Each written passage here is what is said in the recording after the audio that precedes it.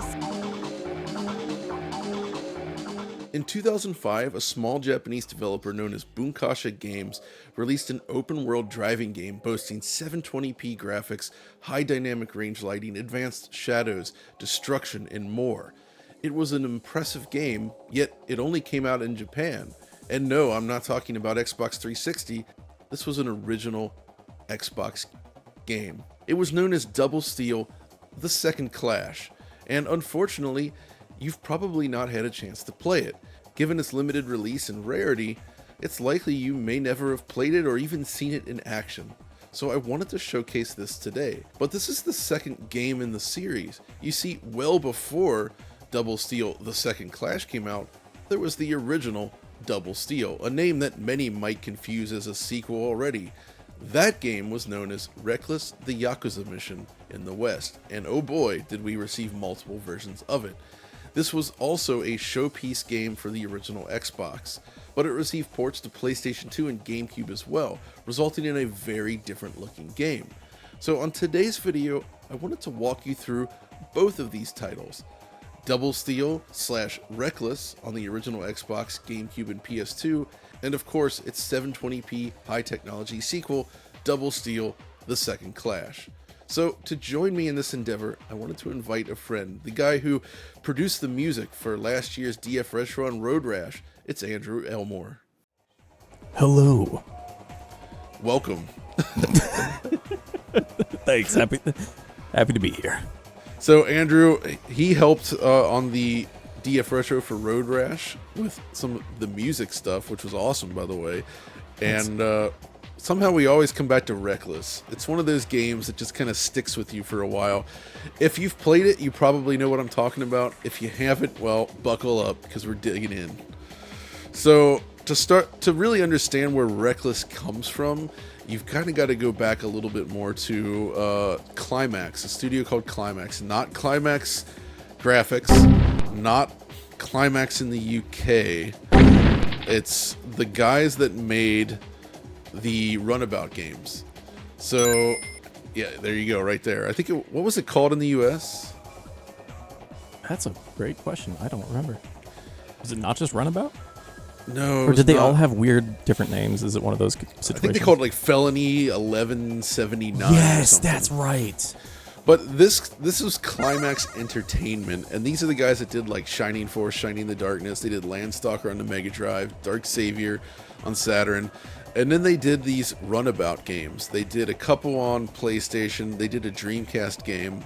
There's even one called Runabout 3 on PS2, which I think got renamed or like re-released under a totally different name by like Phoenix Games or something at some point. That would check out. But so the idea is it's an open world driving game, but you're fed these missions, and they're often bizarre. It's like defeating a certain number of cars, destroying a bunch of shops, just things like that, where you're like thrown into this chaotic street, and you're driving all kinds of crazy cars. It's very arcade-like, but it was a lot of fun. But it seems at some point around the turn of the millennium, some of these guys, a company called Bunkasha was formed, and this is the developer of Wreckless. And some of these guys have history with Climax Entertainment, and some of them worked on the Runabout games.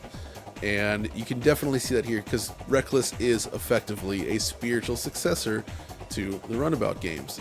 Big open world maps, lots of weird, crazy missions. They throw in this bizarre story stuff in between. It's actually a lot of fun. There's a lot of a focus on physics and insanity. And this was one of the earlier games that I bought for the Xbox. I don't know about you, Andrew. No, I bought this years later. Wow, really? Yeah. So you felt the love at a later date, basically. I think I probably saw it for something close to $1 at a local shop in Tacoma, and took a look at it and just said, "Yep," and then took it home, and so it was never the same. I think that's important because I came to it early on. You came to it much later. But I think part of the reason it made such an impression comes down to the graphics. Yeah. It's a stunning game. Absolutely mind-blowingly good looking. And that's kind of what pushed me to want to try it, to talk about it on today's video. Because not only is it one of the most technically impressive games on Xbox, it also had a sequel on Xbox, which is Japan only, which we're going to talk about today. That one does 720p, and it has an HDR rendering pipeline. And then there were also ports to the PlayStation 2 and GameCube by different studios with its own unique quirks. So let's get into Wreckless 1.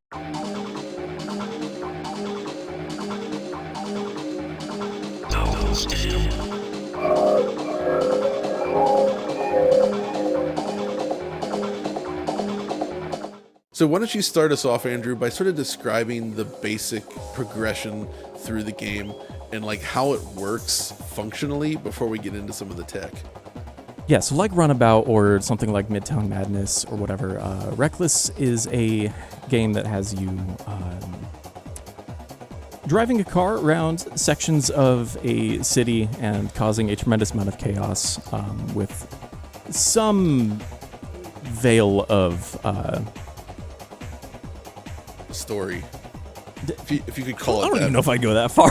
Like it's My pudding! story-like elements in the game. kind of, yeah, there is a light set dressing for you to go do a bunch of buck wild stuff. So it's a lot of hey, smash into all of these cars before the time limit runs out, or get from point A to point B without taking a certain amount of damage or whatever. It's very straightforward, arcadey mission structures, but they're all designed to take advantage of what this game really shines at technically, and also just leaning into the experience that the people on the team at Bukasha had in making just really ridiculous, over-the-top, extremely chaotic, like city driving games.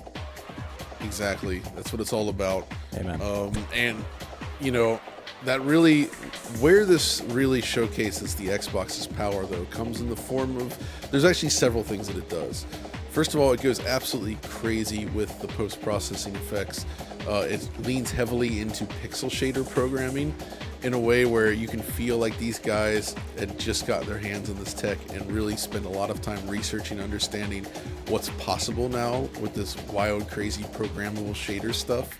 You can see the excitement radiating off the screen for that kind of thing. Yeah, this game. basically, like in the replays, for instance, Yes. as it cuts between different angles, they show up all sorts of weird filters. Some of them like old sepia tone. You have like a lot of security like all the filters. Windows Yep. Movie Maker like preset filters and stuff. Yeah, it's incredible.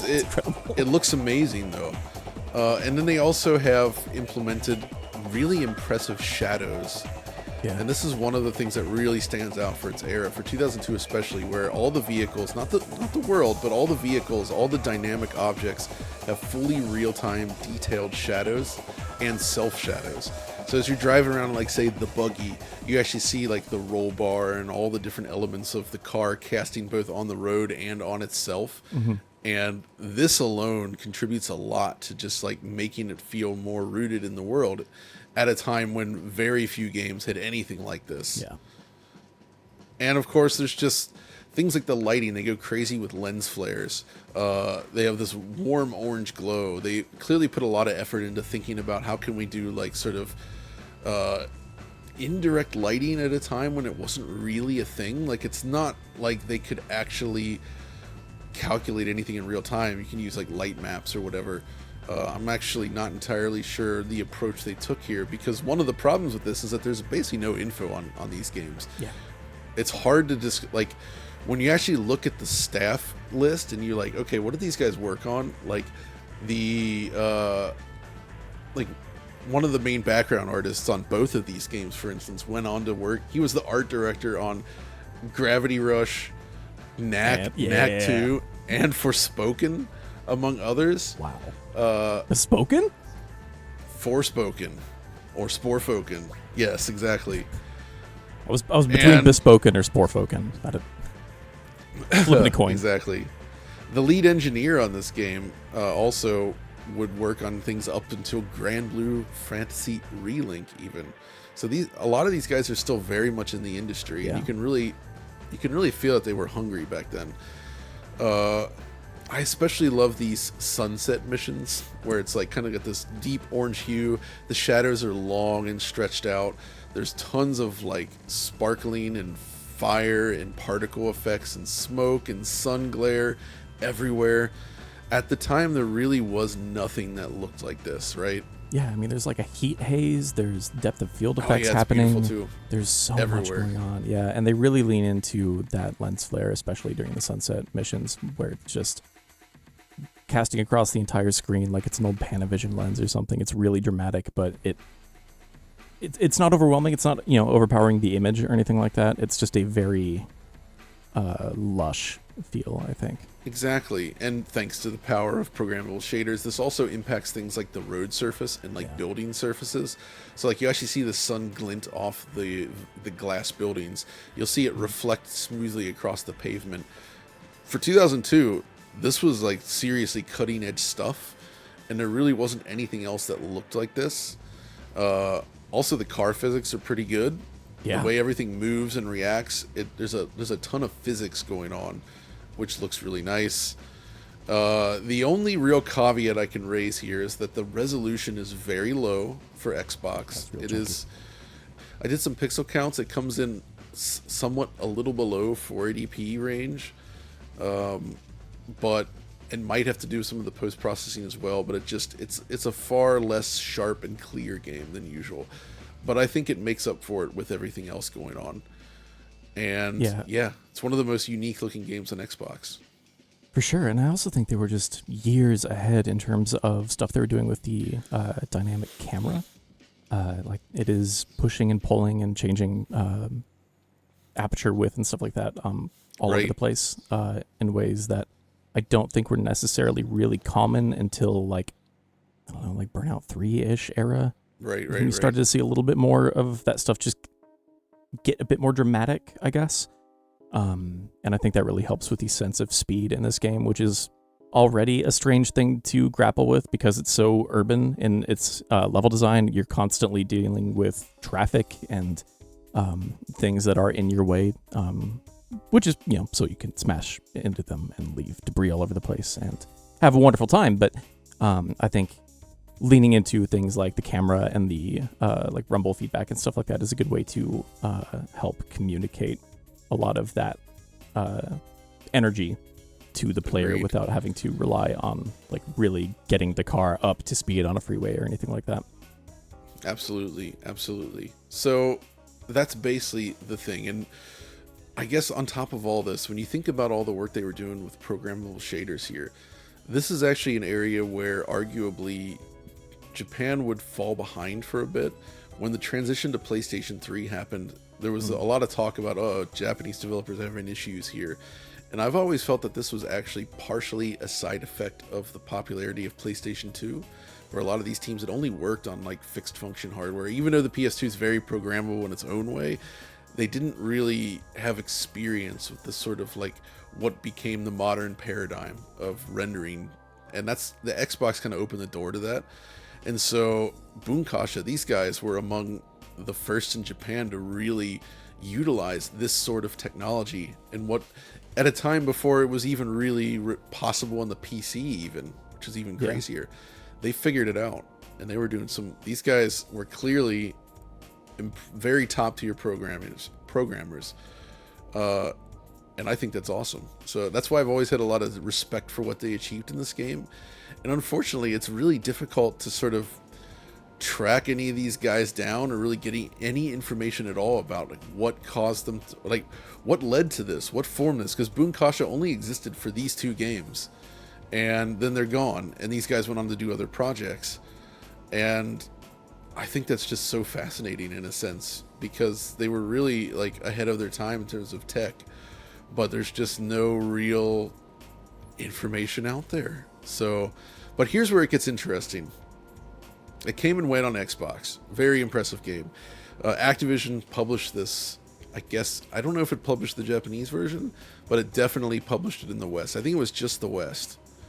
Probably. But after it released on Xbox, it was decided to do versions of this game for the PlayStation 2 and the GameCube.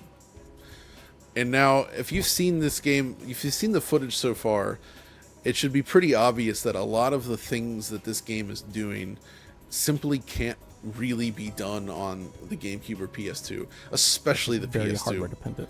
Right. Like this is doing things that those machines just aren't designed to do, and it leveraged them. And that's why I think these ports are so darn interesting, because they took a very different approach. Ooh, yes. And they're both different. So I want to start with PS2. So this one was developed by, it seems like, some internal Activision team, but there was a connection to Traveler's Tales. Some of the guys there had worked on like Sonic R on the Saturn, based on their credits. But the PlayStation 2 version uses engine technology developed by Traveler's Tales.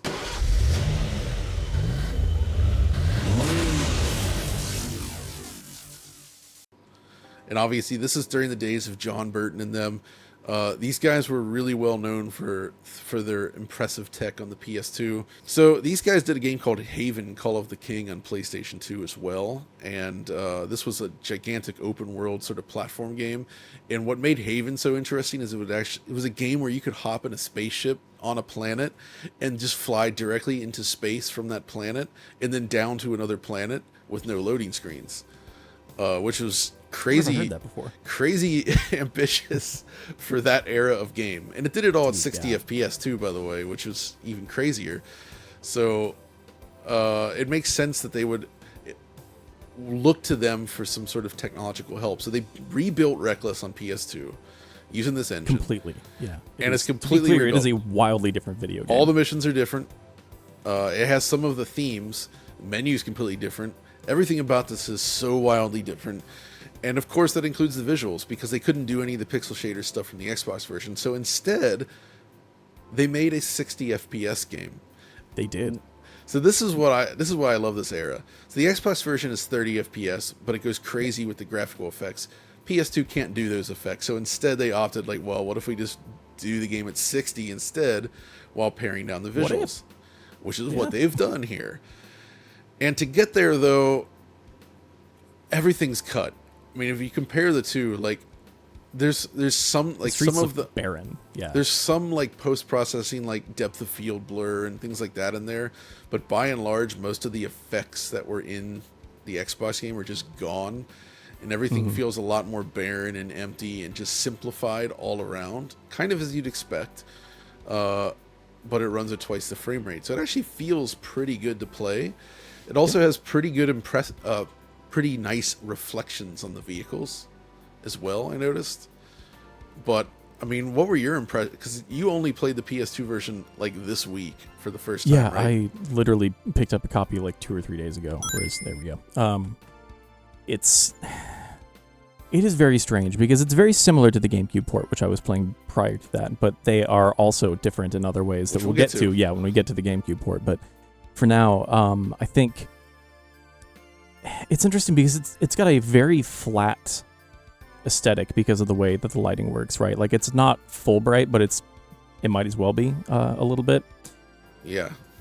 It's strange because the level of detail and geometry and stuff is obviously much lower. There's a lot less going on in terms of just stuff on the street to crash into, and a lot less of the more fancy post-processing effects going on, because a lot of the experience of playing Wreckless 1, I think on Xbox, I mean, part of that is part of what I was saying earlier about the excitement coming off the screen. Like you can see what the developers are really like fired up about in playing of the game. Like it also almost a little bit feels like a job application in a way, kind of the way that first Wu-Tang record was just like, all right, everyone bring your A game and then we'll see what happens and we'll see if we can get some like deals and jobs after this, right?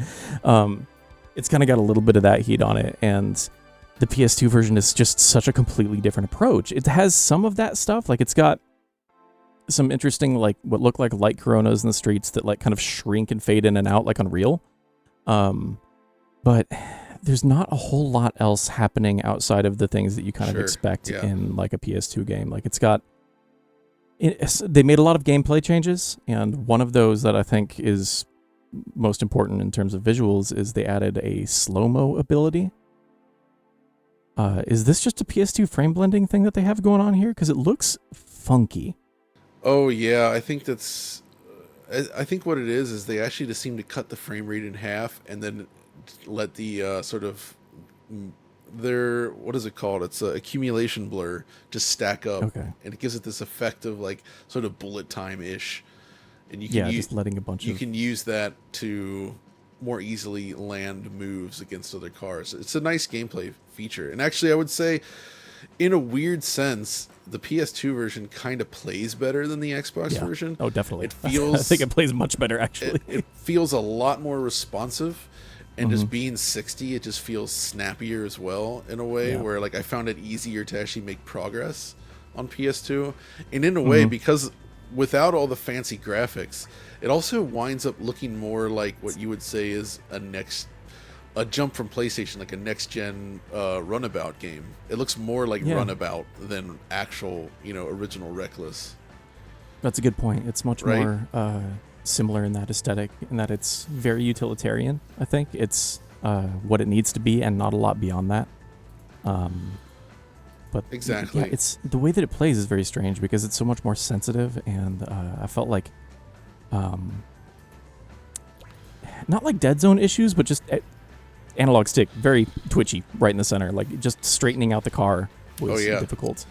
But the combination of those extremely touchy controls and things like the slow mobility and stuff makes it really fun to weave in and out of traffic and stuff like that. It does, yeah. In a very Burnout-esque kind of way that I enjoyed a great deal. You need to take out those dim sum stands.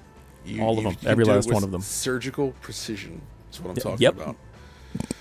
So that's kind of the thing about PS2 then, is it's basically this like weird Activision Traveler's Tales joint to create something that captures what Wreckless did on Xbox, but is fundamentally a different game made by a different team. And I really would like to know if the original team even ever played it, because this didn't come out in Japan. Exactly. It was an American and I guess European probably only thing. But where it gets really weird is when you come to the GameCube version, because at first glance it looks very similar to the PS2 version. It's clear they took the assets that were developed for PS2 and brought them to GameCube, and it's basically that version again, sort of. But there's also differences in terms of the layouts, the designs, and it seems like the GameCube version was made by Spirit of Speed 1937 creators Broadsword Interactive Limited. Yeah, baby. So they got a small team to bring this. So it's like the PS2 conversion was then converted again to the GameCube, basically. Yes. And unfortunately, this highlights, I think, one of the problems Nintendo really faced back then, in that the GameCube was not taken seriously. And I feel like the GameCube version got the short shrift, and it is, I think, the worst version of this game by far. Yeah. It has a ton of slowdown. It's even missing graphical effects that the PS2 version has, like the car reflections and others. Yeah. There's a bunch of stuff missing. It's bad, right? It's very, very bad. The car models they look to be like an even lower poly count, I think. Or maybe it's just the way that they're lit makes it look like that, but they look very simplified. They look like somebody took a DS game and then increased the internal rendering resolution in an emulator or something. But it's just a very strange game in the hands, because it's also dropping frames all over the place when all the Wreckless things are happening. When you're playing the video game, the way that it's designed to be played. Also, probably worth mentioning, the PS2 and GameCube versions of this game give you a rocket launcher.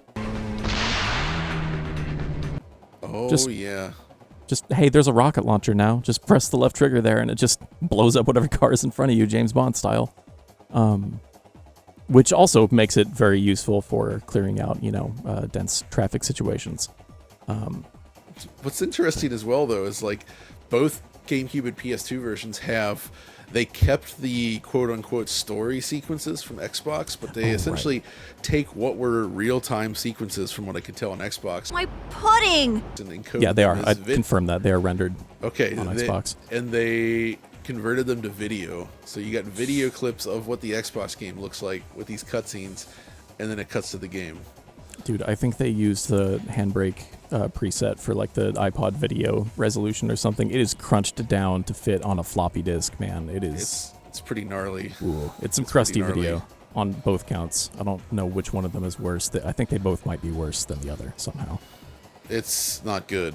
Also weirdly notable is the stark difference in audio quality between the two ports. Despite the PS2's DVD having a much higher capacity than the GameCube disc, it seems like the audio is compressed much more heavily on that one.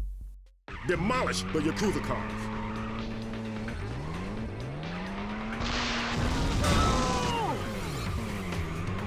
Demolish the Yakuza cars.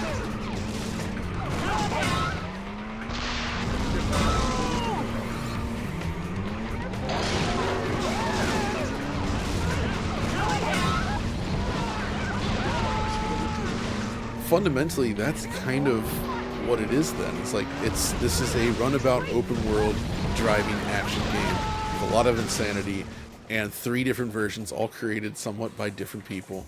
For my money, I think it does. Like, I do think it plays best on PS2.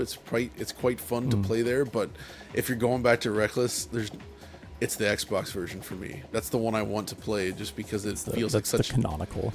It's the canonical Wreckless. And it's just a stunning game, even today. It really is a beautiful looking title. It can be hard to tell maybe from a video like this, but when you see it running live, it's quite lovely. Also worth noting, the GameCube and PS2 versions also, despite being very similar in presentation, have different missions from each other. Just slightly.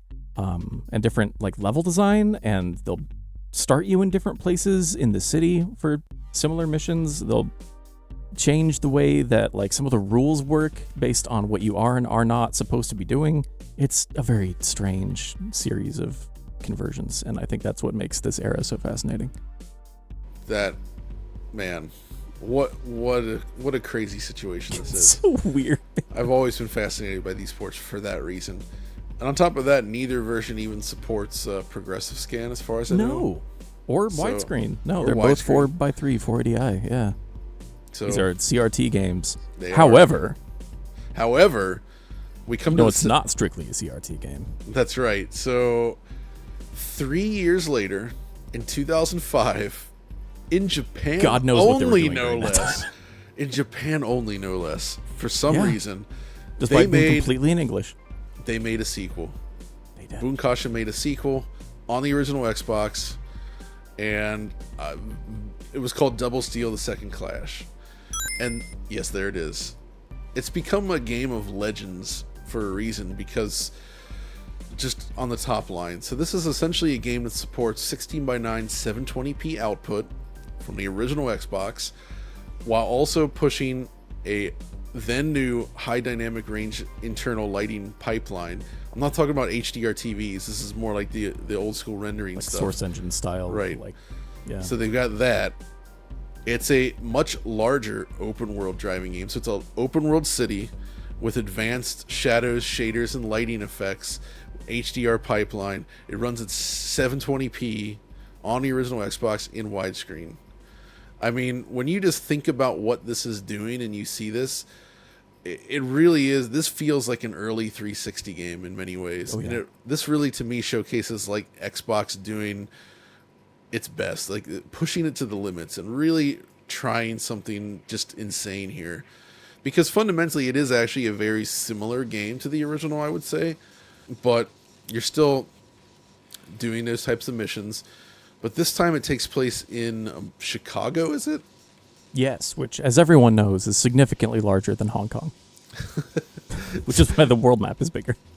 And the world map is quite big. You can drive up on the tracks with the L and like literally run it off the tracks if you want. Oh yeah, you can smash trains all over the place. You can have your French Connection moment and just drive up that platform. It's ridiculous. I will say that the city is perhaps less striking compared to the first game in a way, because it's just Chicago, but like what they're doing technically is difficult. Take that, Midwest. Not to appreciate it, right?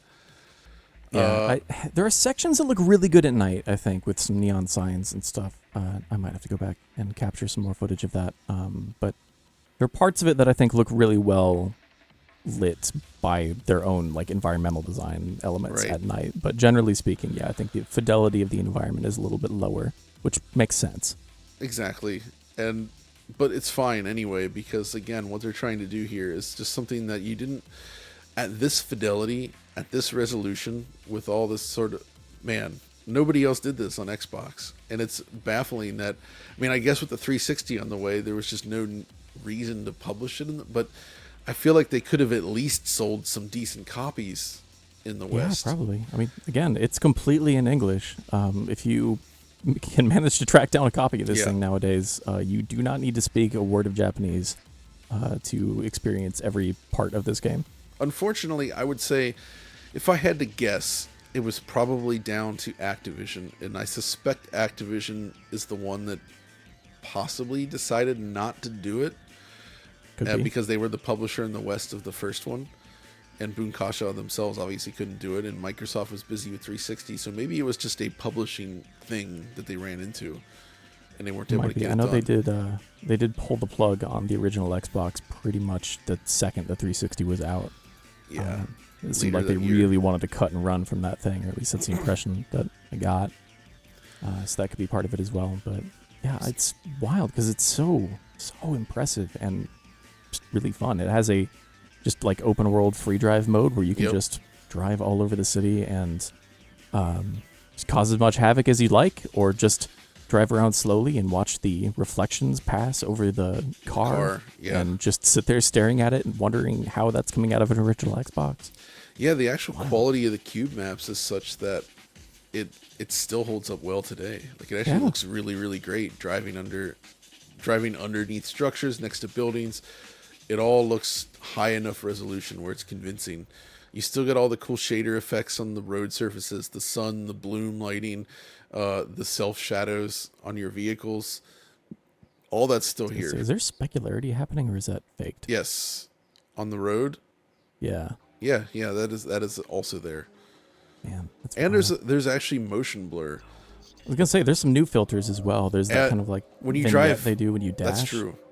When you drive fast enough, you get sort of that motion blur effect, kind of similar to Burnout 3, actually. A little bit, yeah. It kind of reminds me of that, but it looks really good. It's also worth noting, I think the driving model is much more like arcade racing game-y as opposed to runabout style. It's much less of the zippy get up and go making tight turns and much more of kind of just an arcade style driving game. And I think it feels a lot better. Yeah, and I think that makes more sense for the way that the map is laid out. It's a lot more... there are longer runs between points for most of the missions, and the game is kind of designed around that model in a way that I think is clever. The roads are wider, longer. The roads more are super wide. straightaways. Yeah, exactly. So you can really like move across the map, and so it is. You're right. It does feel more like an actual driving racing game now. But either way, I still, I just look at this, and it's really one of those things where you're just like, it feels like a gem lost to time, and clearly it was not enough of a success for them to continue, because after this, it seems like Bunkasha shut down, and the developers kind of went off to do their own thing. And many of them continued to work in the industry and on very big projects for years to come. So it's not to say that they didn't find success going forward. They clearly did, but this little period of time, I guess it would have been like a 5-year period where these guys came together in Japan to make a couple crazy driving games for the Xbox. And of all things. How did they even, you really want, how did they get into the Xbox? Did Microsoft come to these guys? Or were they just hardcore programming types that were like, oh, I want to work on this machine, it's the most powerful thing, and they just I really don't know. It's not clear. Yeah, I have no idea, and I kind of love that I don't know, but also it's driving me absolutely mad. I need to know. I agree. I'd love to understand where and why this was made. So it's so strange. I don't know. I want to deconstruct these games because there's so little documentation out there, but they're doing so much.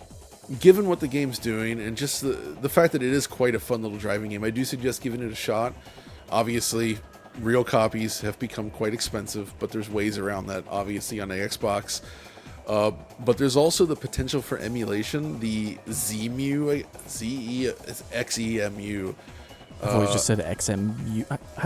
XMU, whatever. Who knows?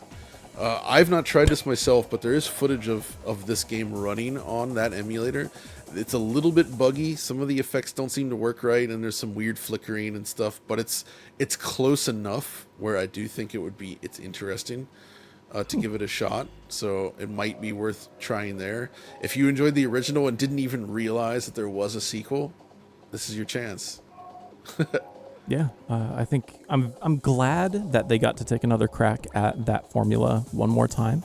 Not just because of all the, obviously really impressive technical stuff that's happening, but also just like from a game design standpoint, I think they refined a lot and explored and expanded a lot of their ideas, and I think they just made a much better video game out of Second Clash, and just all around, I think it's extremely impressive, and I think it is one of the shiniest gems in the crown of the original Xbox, and it's a shame that it is so hidden away in the dark. Exactly. This metaphor is getting away from me, but this does feel like the kind of game that would have been neat to see sort of return as a backwards compatible title on modern Xboxes. Can you imagine this thing on And Series X? The thing about that is there shouldn't be anything standing in the way in terms of licenses. Yeah. Because very small team, no licensed music, no licensed cars.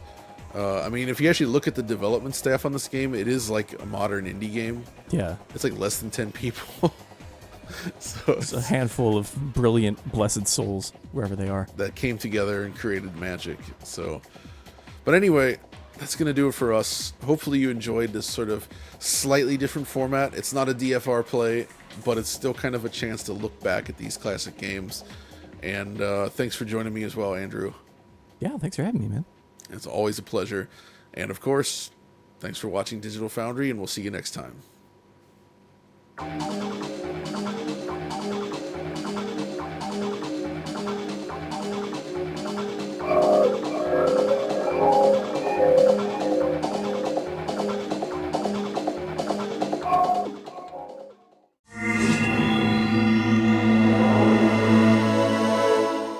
My pudding!